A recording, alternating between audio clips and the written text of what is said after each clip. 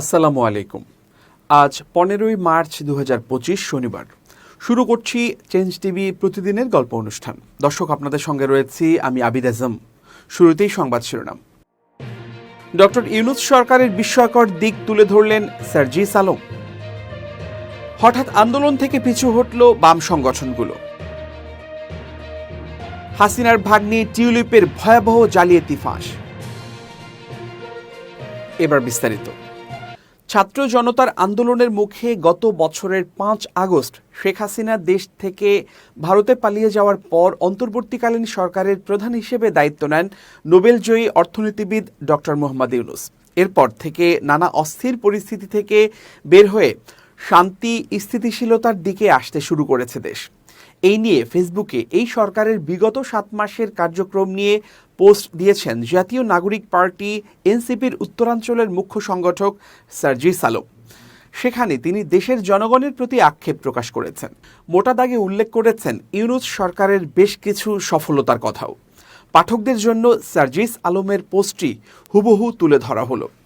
সুযোগ পেলেই আমরা ডক্টর ইউনূসকে শুলে চড়াই, অন্তর্বর্তীকালীন সরকারকে প্রশ্নবাণে জর্জরিত করি, যেটা নয় সেটাও বলি। কিন্তু বিগত 7 মাসে 200-র অধিক আন্দোলন আর হঠাৎ করে সকল ক্ষেত্রে তীব্র বৈষম্য অনুভূত হওয়া জাতিকে নিয়ে তিনি যে কাজগুলো করছেন সেগুলোর জন্য তার প্রতি কৃতজ্ঞতা জানানোটাও জরুরি। এই অন্তর্বর্তী সরকার সর্বশেষ 6 মাসে দেশি বিদেশি ঋণ পরিশোধ করেছে 62,000 কোটি টাকা। দেশের রেমিট্যান্স প্রবাহ বেড়ে 18.49 বিলিয়ন মার্কিন ডলারে পৌঁছেছে, যা গত বছরের একই সময়ের তুলনায় 4 বিলিয়ন বেশি। দেশের রিজার্ভ বেড়ে হয়েছে 2,140 কোটি ডলার। রমজানে খাদ্যপণ্যের দাম বাড়ার আশঙ্কাকে আশ্চর্যজনকভাবে হ্যান্ডেল করেছে ইন্টারিম। হাসিনা ও তার পরিবারের অ্যাকাউন্ট থেকেই উদ্ধার করেছে 635 কোটি টাকা। দেশের খাদ্যপণ্যে ভর্তুকি বেড়েছে প্রায় 12%। গত 22 মাসের তুলনায় সর্বনিম্ন মুদ্রাস্ফীতি হয়েছে এই ফেব্রুয়ারিতে। ধর্ষণের তদন্ত 15 দিন এবং বিচার 90 দিনের মধ্যেই করার সিদ্ধান্ত হয়েছে। আওয়ামী আমলে অর্থনৈতিক কেলেঙ্কারির কারণে বাফুফের ওপর ফিফা নিষেধাজ্ঞা দিয়েছিল। বাফুফের ওপর সে নিষেধাজ্ঞা তুলে নিয়েছে ফিফা। সরকারি চাকরিতে প্রবেশের বয়স 30 থেকে 32 করা হয়েছে। স্কুলের বইগুলোতে হাসিনার উল্টাপাল্টা সিলেবাস আর পারিবারিক তোষামুদির গল্প বাদ দিয়ে সাজানো গোছানো সিলেবাস দেয়া হচ্ছে। এখন থেকে প্রাথমিকের প্রধান শিক্ষকেরা পাবেন 2য় শ্রেণীর গেজেটেড কর্মকর্তার মর্যাদা। সর্বশেষ জাতিসংঘের মহাসচিব 4 দিনের জন্য বাংলাদেশ সফরে এসেছেন। গুতেরেসের সফর এই সরকারের ওয়ার্ল্ড ওয়াইড রিকগনিশন বাড়াবে। তাছাড়া জাতিসংঘ মহাসচিব গুতেরেসের এই সফর এই সরকারের ওয়ার্ল্ড ওয়াইড রিকগনিশন বাড়াবে। তাছাড়া জাতিসংঘ মহাসচিব বলেছেন, আগামী বছর মায়ানমারে রোহিঙ্গাদের ফিরিয়ে নিয়ে সেখানে তাদের সাথে ইফতার করতে চান। ভাবতে পারেন, অনেক কিছু বলা সহজ, গাইলানো সহজ, নির্বাচন দ্রুত চাওয়াও সহজ। হাসিনার রেখে যাওয়া ধ্বজভঙ্গ অর্থনীতিকে যে কারো জন্য এসে ঠিক করতে খাম ছুটে যেত পারত কিনা সেটা নিয়েও ঢের সন্দেহ আছে। উপরন্তু অর্থনীতি, দ্রব্যমূল্য, মুদ্রাস্ফীতি ঠিক রাখতে না পারলে ক্ষমতায় আসলেও যে টিকতে মুশকিল হবে এটা রাজনৈতিক দলগুলো ভালো করেই জানে।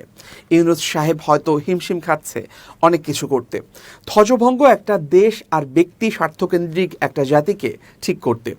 তারপরও অনেক কিছু করছে এবং করবে। প্রফেসর ডক্টর মোহাম্মদ ইউনূস অন্তর্বর্তী সরকারের প্রধান উপদেষ্টা হিসেবে দায়িত্ব পালন করতে আপনি যদি সম্মত না হতেন, তাহলে দ্বিতীয় অন্য কোনো ব্যক্তিকে আমরা সেই জায়গায় তখন চিন্তা করতে পারিনি। আপনার সাথে তুলনা তো নয়। বাংলাদেশ অবশ্যই আপনার প্রতি কৃতজ্ঞ থাকবে।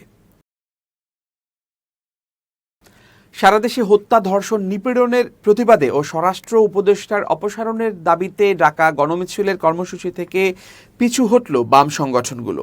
ইনকিলাব মঞ্চের নেতাকর্মীদের আলটিমেটামের পর বিশৃঙ্খলার আশঙ্কায় কর্মসূচি স্থগিতের কথা জানায় সংগঠনগুলো।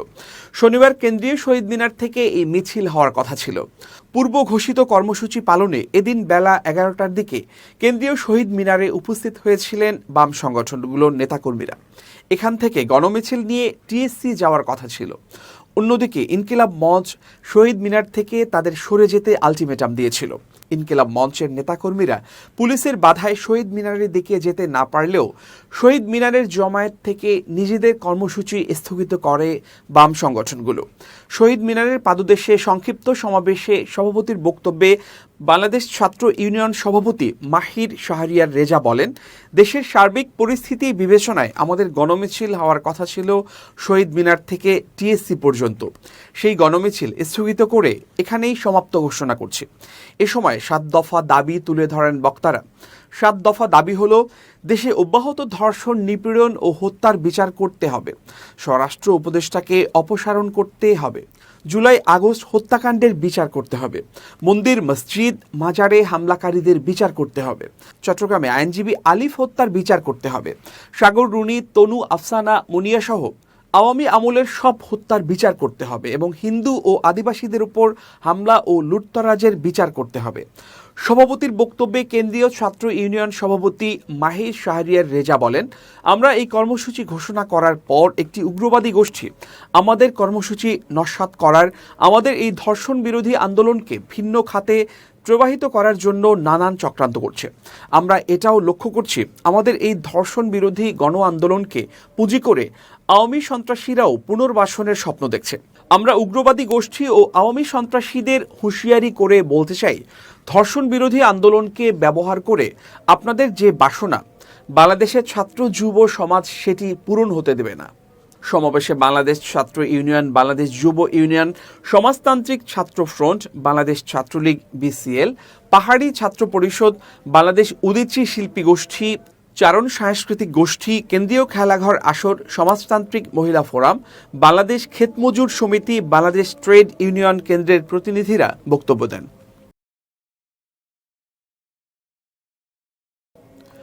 স্বৈরাচার শেখ হাসিনার বোন শেখ রেহানার মেয়ে, ব্রিটিশ এমপি ও লেবার পার্টির সাবেক মন্ত্রী টিউলিপ সিদ্দিকের বিরুদ্ধে এবার সম্পত্তি হস্তান্তরের জাল স্বাক্ষর ব্যবহারের অভিযোগ তুলেছে দুর্নীতি দমন commission Dudok.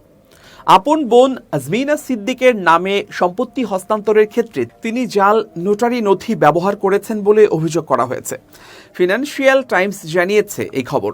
Tulip Siddiq used fake signature to transfer flat to sister, Bangladeshi prosecutor alleged শিরোনামে বৃহস্পতিবার একটি প্রতিবেদনে ফিনান্সিয়াল টাইমস জানিয়েছে, রাষ্ট্রীয় মালিকানাধীন জমির অবৈধ বরাদ্দের অভিযোগের তদন্তের অংশ হিসেবে যুক্তরাজ্যের মন্ত্রিসভা থেকে সদ্য পদত্যাগ করা টিউলিপের বিরুদ্ধে দুদক এ অভিযোগ এনেছে। দুর্নীতি দমন কমিশনের দাবির বরাতে ফিনান্সিয়াল টাইমস জানিয়েছে, রাষ্ট্রীয় মালিকানাধীন জমির অবৈধ বরাদ্দের সুবিধা নিতে টিউলিপ সিদ্দিক তার রাজনৈতিক প্রভাব ব্যবহার করে ঢাকার পূর্বাচল নিউ টাউন প্রকল্পে সরকারি প্লট নিজের এবং তার পরিবারের জন্য দখল করেছেন। বৃহস্পতিবার দুদকের প্রকাশিত একটি অভিযোগে বলা হয়েছে, টিউলিপ তার বোনের নামে একটি পৃথক ফ্ল্যাট হস্তান্তরের জন্য জাল নোটারি ব্যবহার করেছিলেন। দুদক এখন টিউলিপের বিরুদ্ধে আদালতে অভিযোগ জমা দেবে। মামলাটি বিচারের আওতায় আনার আগে আদালতে অনুমোদন করতে হবে। দুর্নীতি দমন কমিশন আরও জানিয়েছে, তারা রাষ্ট্রীয় সম্পদ নিয়ে দুর্নীতির অভিযোগের বিস্তৃত তদন্তের অংশ হিসেবে টিউলিপ সিদ্দিক সহ হাসিনা পরিবারের একাধিক সদস্যের বিরুদ্ধে অভিযোগ গঠন করেছে। দুদক বলছে, শেখ হাসিনা এবং তার আত্মীয় স্বজন যোগ্যতার নিয়ম লঙ্ঘন করে মানসম্মত বরাদ্দ পদ্ধতি উপেক্ষা করে সরকারি জমি অধিগ্রহণ করেছেন। দুদকের চেয়ারম্যান ডক্টর মোহাম্মদ আব্দুল মোমেন এ বিষয়ে বলেন, এটি শুধু একটি হিমশৈলের চূড়া মাত্র। এখন দুদকের তদন্তাধীন আরও অনেক অভিযোগ রয়েছে, যা ক্ষমতাচ্যুত প্রধানমন্ত্রী এবং তার নিকটাত্মীয় পরিবারের সদস্যদের দুর্নীতির বিশাল আকারের কথা বলবে। দুর্নীতি দমন কমিশন দাবি করেছে, ঢাকার উপকণ্ঠে বৃহৎ আবাসিক উন্নয়ন প্রকল্প পূর্বাচল নিউ টাউন প্রকল্পে 7 কাঠা সরকারি জমি বেআইনিভাবে হাসিনা, তার সন্তান এবং ঘনিষ্ঠ পরিবারের সদস্যদের জন্য বরাদ্দ করা হয়েছে।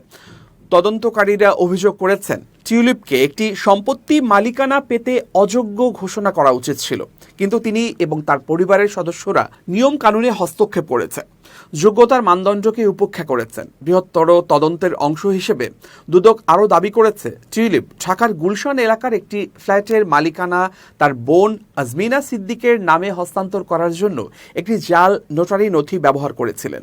অভিযোগপত্র অনুসারে সুপ্রিম কোর্টের আইনজীবী গাজী সিরাজুল ইসলামের ওই নথিতে সিল রয়েছে। তিনি অবশ্য নোটারি করার বিষয়টি অস্বীকার করেছেন। তিনি বলেন, স্বাক্ষরটি তার স্বাক্ষরের সঙ্গে মেলেনি।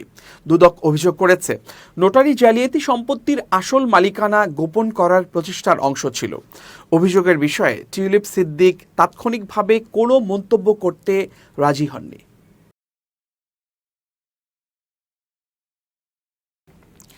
যে কোনো সংকট ও দুর্যোগে বাংলাদেশের পাশে থাকার ঘোষণা দিয়েছেন ঢাকায় সফররত জাতিসংঘের মহাসচিব অ্যান্তোনিও গুতেরেস।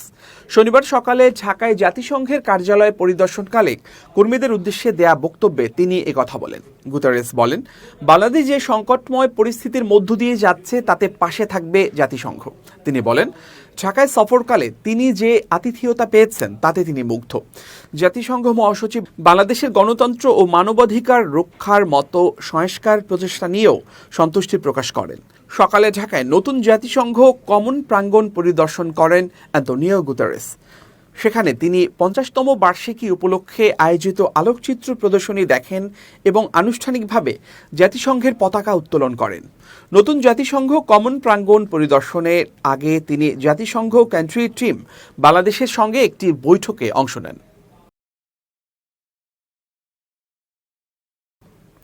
ধর্ষণ নামক ব্যাধি থেকে মুক্তি পেতে 5 দাবিতে এবং শিশু আসিয়াকে পাশবিক নির্যাতনের মাধ্যমে হত্যার প্রতিবাদে মানববন্ধন করেছে জামায়াতে ইসলামীর মহিলা বিভাগ।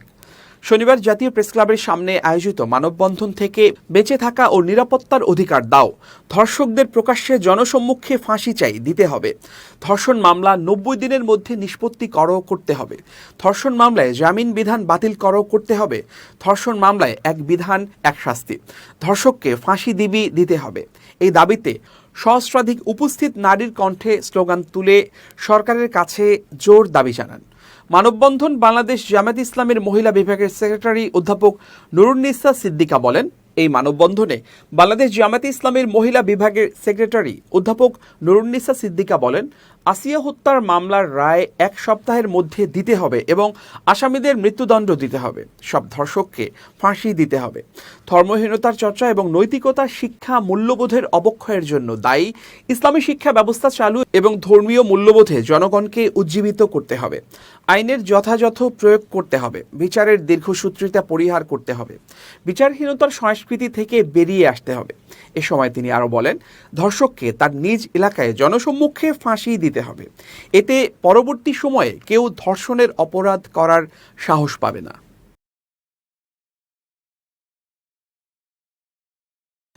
এবার খুব জরুরি 1 মিনিট জানাচ্ছেন ইউনেস্কো ক্লাব পুরস্কার বিজয়ী সাংবাদিক আমিরুল মোমিনিন মানিক। খুব জরুরি 1 মিনিটে প্রত্যেককে আমন্ত্রণ। প্রিয় বন্ধুরা, নিজের ব্র্যান্ড ভ্যালু নিজেই তৈরি করুন। অন্য কেউ আপনাকে ব্র্যান্ড বানিয়ে দেবে, এটা আকাশকুসুম কল্পনা। নিজেকে তৈরি করতে হলে প্রথমেই আপনাকে সময়ের মূল্য দিতে হবে, এরপর স্থির থেকে পরিশ্রম করে যেতে হবে, এরপর আত্মবিশ্বাস রাখতে হবে মনের ভেতর। তাহলে নিরন্তর সাধনার পর দেখবেন আপনি আপনার মধ্যে এমন একটা ইমেজ তৈরি করেছেন যা বহু সংখ্যক মানুষকে প্রভাবিত করছে। আর নিজে যখন ব্র্যান্ড হিসেবে এই সমাজে দাঁড়িয়ে যাবেন, তখন অনেক মানুষের কাছে গুরুত্বপূর্ণ হয়ে উঠবেন। সেই জন্যে আজ থেকেই শুরু করুন। আপনি যে কাজই করুন না কেন, সেই কাজে শতভাগ মন দিয়ে সততার সঙ্গে এগিয়ে যান। দেখবেন একদিন না একদিন আপনার কাজের মূল্য আপনি পাবেনই। ভালো থাকুন, শুভেচ্ছা নিরন্তর। এবার দেশের বাইরের খবর। উত্তরপ্রদেশের সম্ভাল পুলিশ সিদ্ধান্ত নিয়েছে আগামী 14 মার্চের হোলি শোভাযাত্রার পথে অবস্থিত 10টি মসজিদ, যার মধ্যে ঐতিহাসিক জামা মসজিদও রয়েছে, প্লাস্টিক শীট এবং ত্রিপল দিয়ে ঢেকে দেওয়া হবে। এবছর হোলির দিন শুক্রবারের নামাজ এবং পবিত্র রমজান মাস একই সাথে পড়েছে। পুলিশ জানিয়েছে 2 ধর্মীয় অনুষ্ঠানের নির্বিঘ্ন সম্পন্নের জন্য এই সিদ্ধান্ত নেওয়া হয়েছে। সম্ভালের অতিরিক্ত পুলিশ সুপার শ্রীশ চন্দ্র জানিয়েছেন, উভয় সম্প্রদায়ের পারস্পরিক সমঝোতার ভিত্তিতে এই সিদ্ধান্ত গৃহীত হয়েছে এবং শোভাযাত্রার পথে থাকা সব ধর্মীয় স্থানে প্লাস্টিক শীট দেয়া হবে। সম্ভাল সাব ডিভিশন ম্যাজিস্ট্রেট বন্দনা মিশ্র জানিয়েছেন, উত্তরপ্রদেশের পুলিশ 1015 জনকে আটক করেছে। গত নভেম্বর থেকে সম্ভালে উত্তেজনা চলছে, যখন আদালতের নির্দেশে জামা মসজিদ নিয়ে একটি সমীক্ষা শুরু হয়, যেখানে দাবি করা হয়েছিল যে মসজিদটি একটি হিন্দু মন্দিরের ধ্বংসাবশেষের ওপর নির্মিত। এই সমীক্ষা ঘিরে বিক্ষোভ ব্যাপক হিংসার রূপ নেয়, যাতে 5 জন নিহত হন এবং 20 জনের বেশি পুলিশ কর্মী আহত হন। এই সপ্তাহের শুরুতে সম্ভালের শীর্ষ পুলিশ কর্মকর্তা অনুজ কুমার চৌধুরী মন্তব্য করে বিতর্কে জড়ান যে মুসলিমরা হোলির সময় বাড়িতে থাকার পরামর্শ দিয়ে, কারণ হোলি বছরে একবার আসে। তার বক্তব্যকে সমর্থন করেছেন উত্তরপ্রদেশের মুখ্যমন্ত্রী যোগী আদিত্যনাথ। চৌধুরী বলেন, হোলির উৎসব বছরে একবার আসে আর শুক্রবারের নামাজ বছরে 52 বার আসে। আমরা স্পষ্টভাবে জানিয়েছি, যখন মানুষ হোলি খেলবে আর যদি মুসলিমরা না চায় তাদের ওপর রং পড়ুক, তবে তাদের বাড়িতে থাকা উচিত।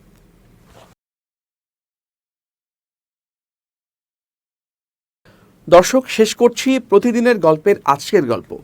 change.tv.press বাংলাদেশের ইউটিউব জার্নালিজমের অগ্রদূত। ভিজিট করুন এর ওয়েবসাইট www.changetv.press, youtube.com/changetvpress এবং সাবস্ক্রাইব করুন চ্যানেলটি। নিয়মিত লাইক, কমেন্ট ও শেয়ার করে আপডেট রাখুন নিজেকে। ভালো থাকুন, নিরাপদে থাকুন, শুভেচ্ছা নিরন্তর। changetv.press, এক ফোঁটা হলুদও নেই।